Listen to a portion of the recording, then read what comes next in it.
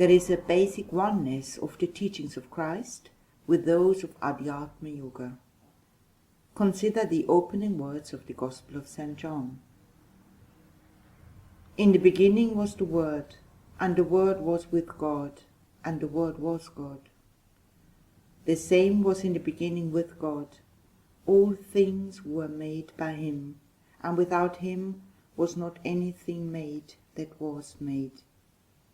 In him was life, and the life was the light of men. And the light shineth in darkness, and the darkness comprehended it not.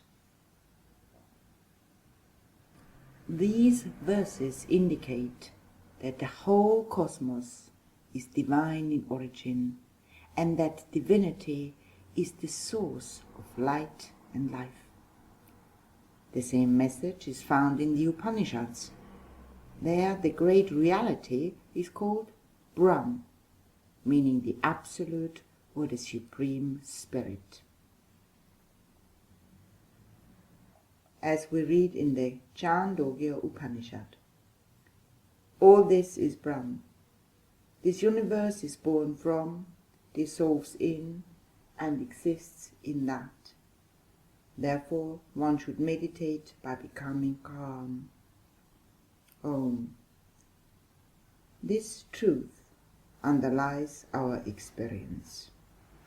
It transcends the mind, but there is a spiritual faculty in us, a latent power hidden within the mind, which, when awakened, will enable us to realize ultimate truth directly and be free forever. The infinite and transcendent nature of this ultimate light of spiritual reality is indicated in this verse from the Mundak Upanishad. There the sun does not shine, nor the moon, nor the stars, nor do these flashes of lightning, what to speak of fire. Through his shining, everything else shines. By his light, everything is lit. Om. In the Upanishads, words are used to lift our mind to a realm that is beyond words. In the Christian tradition, great art also attempts to raise our mind to a realm that is beyond forms. Consider the Nativity painting by Gertgen Totzend-Jans. There are the forms, yet there is a mysterious light that transcends the forms, symbolized by the self-luminous form of the child Christ. Is not the artist attempting to indicate the supreme source of light through which all else is lit? In the first epistle of John, this light is declared to be the very nature of God. Om. God is light, and in him there is no darkness at all. This light is our origin, our true nature. In the Gospel of Thomas, Jesus says, "If they say to you, 'From where have you originated?' say to them, 'We have come from the light, where the light has originated through itself.'" The light which lights our mind and the light of God are the same when rightly understood. Of this supreme light, it is said in the Chandogya Upanishad, "Now that light which shines beyond this heaven, beyond the whole creation, beyond everything in the highest worlds, which are unsurpassingly good, it is certainly this which is the light within a person." we can realize this light, because in the words of John, it is the true light which lighteth every man that cometh into the world. There is a supreme spiritual knowledge, an awakened and illumined understanding, which is not different from this ultimate light. Though transcendent, this light is intimately present in all our experiences. All our mental conceptions and perceptions, our thoughts and feelings, are revealed by this ultimate light. If this light were absent, there would be no experience. But this light is never absent, and there is nothing outside it to be absent from. Our life experience appears to contradict this vision of truth, and this is why the Holy Scriptures are needed. They throw light on the spiritual reality. They are sources of higher knowledge of the imperishable. So too are the teachings of the illumined sages who have realized the truth. The final authority is one's own experience, once the apparent obstacles to enlightenment have been removed. This divine knowledge does not reveal itself in us while our mind remains intensely active and consumed in the outer affairs. Hence the Chandogya Upanishad advises us, therefore one should meditate by becoming calm.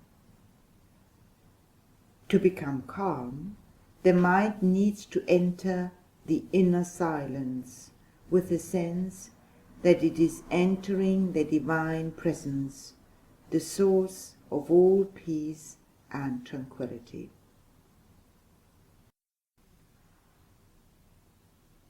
When Jesus declares, "The kingdom of heaven is within you," he is turning our attention away from the outer world and directing us to seek truth within our own being. If we want self-realization, this inner quest should be the main intention of our life. For if we seek it above everything else, we shall find fulfillment. But seek ye first the kingdom of God and his righteousness, and all these things shall be added unto you. Om. The Chandogya Upanishad compares this spiritual realm within us to a golden treasure buried in the ground, which we may walk over again and again without realizing its nearness and availability. In the Gospels, the kingdom of heaven is also compared to a treasure that is buried in a field. The seeker is like one who has realized that this is the place where the treasure is to be sought and found. He sells everything he has and buys the whole field. One can interpret the whole field as the mind, in which is hidden the treasure of the supreme truth as its very source. Buying the field and making sacrifices to do so signifies our determination to cultivate our mind through tranquility and purity, charging it with thoughts that point to our divinity. Thus the mind prepares itself for the revelation of the true nature of the light which is its source. This process is brought about by such practices as meditation, worship, service, and philosophical reflection on the spiritual truth. What is the result of this seeking? Concerning this quest, Jesus says, according to the Gospel of Thomas, "Let him who seeks not cease from seeking until he finds. And when he finds, he will be troubled. And when he has been troubled, he will marvel, and he will reign over the all." Oh,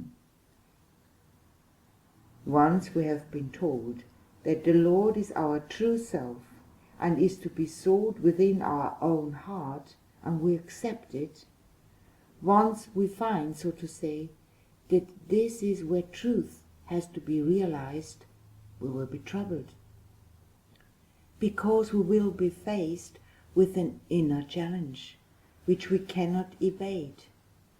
We may postpone the quest or delay it, but it will always trouble our conscience, for we can no longer claim to be ignorant of the path we have to follow. There are no longer any excuses to hold us back, or if we have been deflected from the path, to stop us from making a new beginning. Sooner or later, we will have to face our inner state and take responsibility for removing the rust from the mirror of our heart and clear our vision of egoism and self-deception. But once our vision is cleared, even partially, we will marvel at the inner revelation. We will realize that the source of happiness and divinity is our own essential being. Finally, we will know that there is no divinity other than our true self, our Atman, the pearl of great price. And we will recognize that our true nature is ever free, fearlessness ever fulfilled. This natural joy is also the promise of Adhyatma Yoga. Oh, we read in the Bhagavad Gita, with the mind unattached to external contacts, we find the joy which is in the self. With the self engaged in the contemplation of Brahm, we attain the endless joy. People sometimes say that they belong to a religion. This idea of belonging should not blind us to the fact that the goal of religion is transcendence and universality, freedom from all limitations. This is implicit in Jesus' teaching that the Sabbath was made for man, not man for the Sabbath. Religion, if rightly practiced, purifies the mind. In that inner purity, the higher insight or wisdom arises, and that wisdom is its own authority. In the Indian tradition, all scriptural texts, including the Vedas, are acknowledged to be means to an end that transcends words, scriptures, and spiritual symbols. When the truth is realized, the scriptures have served their purpose. In the words of Krishna, an enlightened knower of truth does not need the Vedas. In the midst of an all-encompassing flood of water, one does not need a reservoir. The Gospels and the Bhagavad Gita remind us that it is the spirit of sincerity which is to be cultivated and will help us on the path. In order to outwit the limited ego, Jesus advises us to do our spiritual practices not for reputation or the admiration of others, but to effect a deeper communion with the indwelling Lord. When you do some act of charity, do not announce it with a flourish of trumpets, as the hypocrites do. Instead, do not let your left hand know what your right hand is doing. In other words, do your charity without pride, and afterwards forget about it. The same spirit of sincere striving for God or truth pervades the Bhagavad Gita. When one offers to me with devotion a leaf, a flower, a fruit, water, that I receive, offered with devotion by the pure-minded. Whatever you do, whatever you eat, whatever you sacrifice, whatever you give, in whatever austerity you engage, do it as an offering to me. Thus you will be liberated from the bonds of action, which are productive of good and evil results. Equipped in mind with the yoga of renunciation and liberated, you will come to me. This reality of God, or the true self, seems to be unknown, but it is not so. St. Paul told the people of Athens, who had set up an altar to the unknown God, that this apparent unknownness is a delusion, and that the Godhead is close at hand. For in him we live, move, and have our being. In the Gospel of Thomas, Jesus is asked by his disciples, "When will the new world come?" He replies, "What you expect has come, but you know it not." And again, "The kingdom of the Father is spread upon the earth, and men do not see it."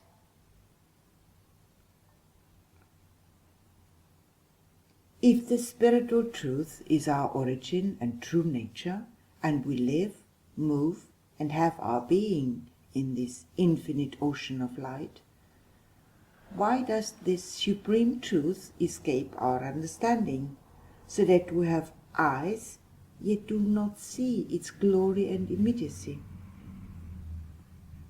One explanation, given in the Gita, is that this innate wisdom of the Spirit, immediate and direct as our own self, is hidden, as it were, by our desires for other things.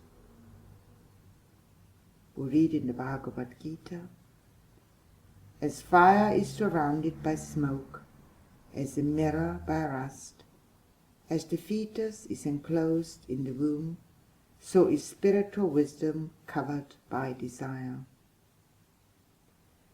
This inner blindness is cured when we develop the master desire for spiritual liberation. When the desire for liberation is dominant and we nourish it, we gain a realistic understanding of the range and limits of what we can expect from the world. We see through its glamour and are no longer deluded by its false promises. The same teaching is indicated by Jesus when he says, "Lay not up for yourselves treasures upon earth, where moth and rust doth corrupt, and where thieves break through and steal. But lay up for yourselves treasures in heaven, for where your treasure is, there will your heart be also." We need to collect the treasures of the spiritual life, that is, to cherish the sayings of the wise and to follow those practices that make our inner being peaceful and harmonious. Then, like a flame, the energy of our desires will become unified, focused, and full of light. There is another explanation why this supreme spiritual reality appears to be unknown to us.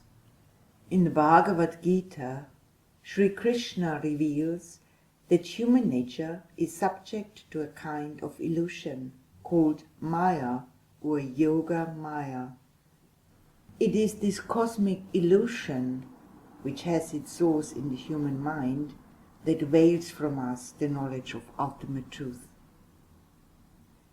In the words of Krishna, I am not manifest to all, veiled as I am by Yoga Maya. This deluded world knows not me, unborn and imperishable. All beings are subject to illusion at birth.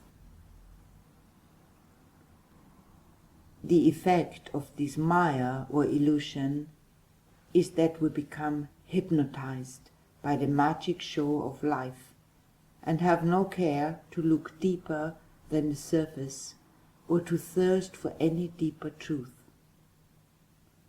In the Gospel of Thomas, Jesus speaks of this blindness of heart as a kind of drunkenness, which impels us to cling to worldly things as if they were the only reality, even though our stay in this world is short and uncertain, and nothing material can be taken with us when we depart from here. Whoever knows the all but fails to know himself lacks everything.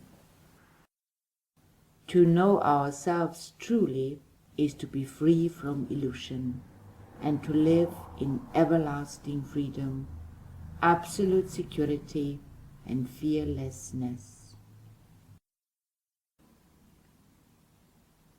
Where is the divinity in man? It is his self. This is the liberating insight revealed to us by the knowers of truth. To know oneself truly is to know that behind the limited I, which is the individualized ego, is the transcendental self, one without a second. Jesus' own use of the word I points to a selfhood that transcends the physical body and also the entire material realm. Om. Before Abraham was, I am. Om. And in the Gospel of Thomas we read, I am the light that is above them all. I am the all. The all came forth from me, and the all attained to me. Cleave a piece of wood, I am there. Lift up a stone, and you will find me there.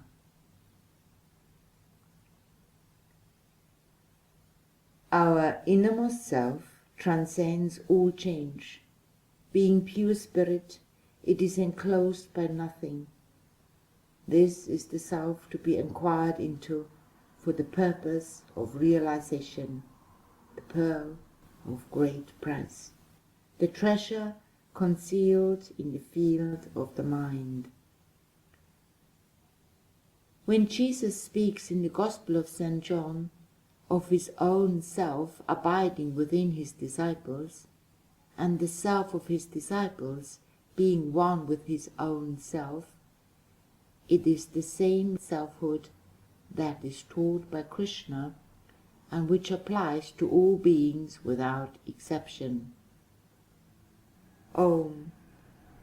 The self abiding in all beings, and all beings abiding in the self, says he whose self has been made steadfast by yoga, who everywhere sees the same. He who sees me everywhere, and sees everything in me, to him I vanish not. nor to me does he vanish. Om. The purpose of the spiritual yoga is to help us to withdraw our attention from the transient contents that appear in our consciousness and to focus our mind on that spiritual element which is the source of our being. This apparent narrowing of our focused attention on, so to say, a single point within us leads to an expansion of consciousness beyond all imagination. As we go deeper within, we become increasingly aware of that center of original being and radiant power. Jesus speaks of this single-minded concentration on the spiritual element within us when he says, "If thine eye be single, thy whole body shall be full of light." The meaning is, when our mind is freed from the multiplicity of worldly thoughts, our inner being will be flooded with the light that emanates from our true self. Another work of art from the Christian tradition which suggests this illumined inwardness of consciousness is Peter Bruegel's Death of the Virgin. This painting shows the moment when Mary, the mother of Christ, leaves her body. One of the disciples holds a candle, but the physical light of this candle is drowned in the spiritual radiance that emanates from Mary. Illumined by the light within her, this image is not one of sorrow or loss, but depicts one who has discovered utmost joy and freedom. The ordinariness and intimacy of the environment remind us that this light is available to all and can be awakened through turning our attention within in one pointed absorption in our spiritual source. This turning within for peace and light is the essence of Adhyatma Yoga. What do our efforts lead to? The time comes when we realize that the self is the ultimate source of attraction. Its influence becomes perceptible to a higher part of our mind. When this happens, we naturally desire to turn within for bliss, peace, and light. We can make progress through right thought at any given moment. The spiritual teachings are full of awakening insights and feed the mind with ideas that uplift, purify, and help to open the inner eye of wisdom. Jesus calls this inner nourishment the bread of life. In the Gospel of St. John, Jesus refers to himself as the Good Shepherd. We too have to become a good shepherd, not as a leader of others, but as a good shepherd tending the flock of our own thoughts. We have to make sure our mental herd grazes in the best pastures, and to rescue and draw back any sheep, any thoughts that leave the safe and nourishing field. The Lord within is the ultimate ruler of the personality.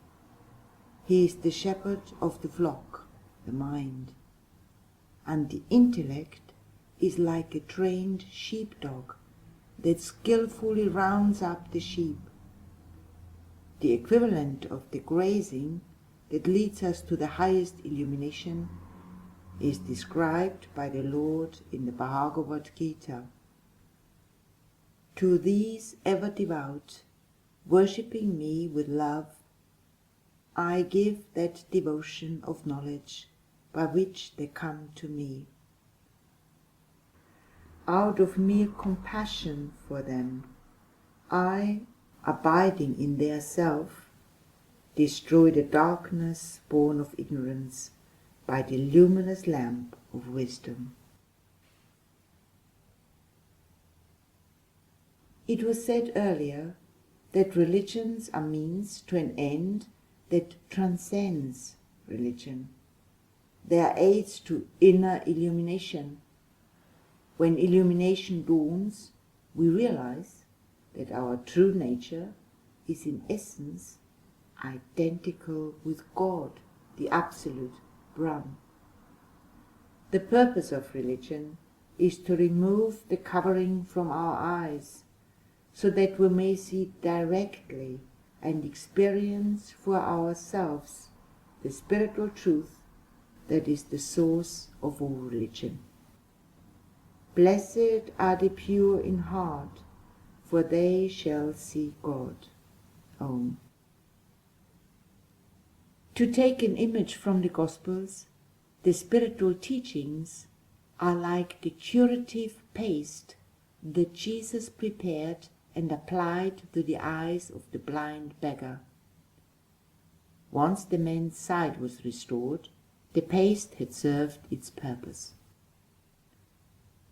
In the spiritual yoga, the teacher is compared to someone who treats defective eyes in order to restore a person to normal sight.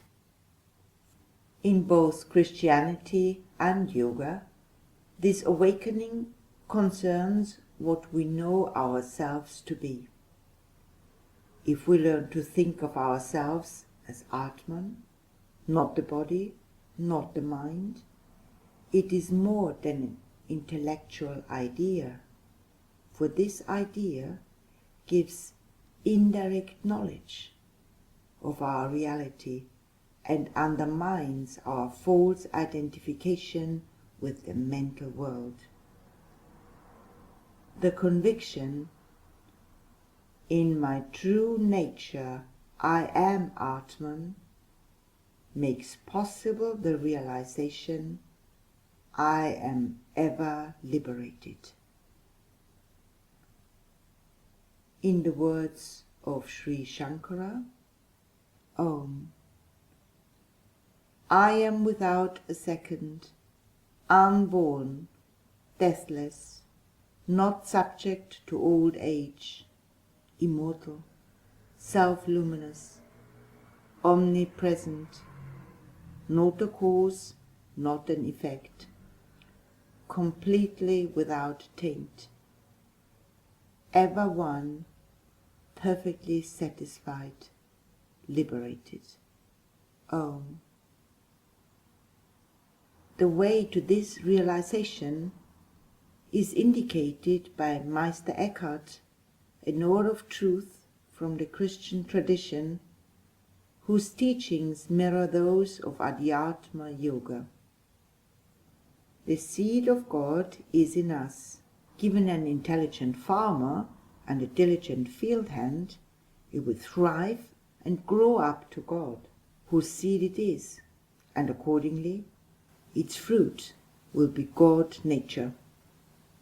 Pear seeds grow into pear trees, nut seeds into nut trees, and God seed into God. Om.